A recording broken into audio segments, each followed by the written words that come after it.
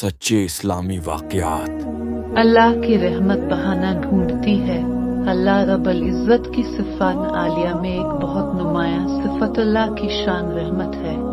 اسماء حسن میں الرحمن اور الرحیم دونوں اسی صفت کے ترجمان ہیں، اور ان میں اللہ کی رحمت کی کثرت، عموم، تسلسل اور دوام سب کی طرف اشارہ موجود ہے۔ قرآن مجید میں سینکڑوں مقامات پر اللہ نے اپنی صفت رحمت کا ذکر کیا ہے اور حوالہ دیا ہے۔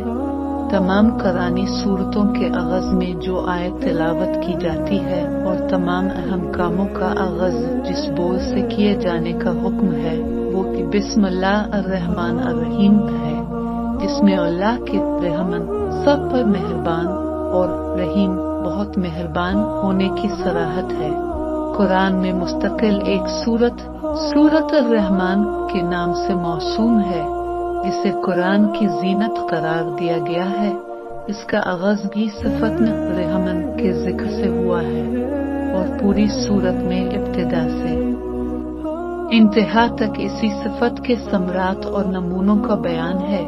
اس کے علاوہ بہت سے مقامات پر گناہوں اور جہنم کی سزاؤں کے ذکر کے بعد اللہ نے اپنے غفور اور رحم ہونے کی صراحت فرمائی۔ سین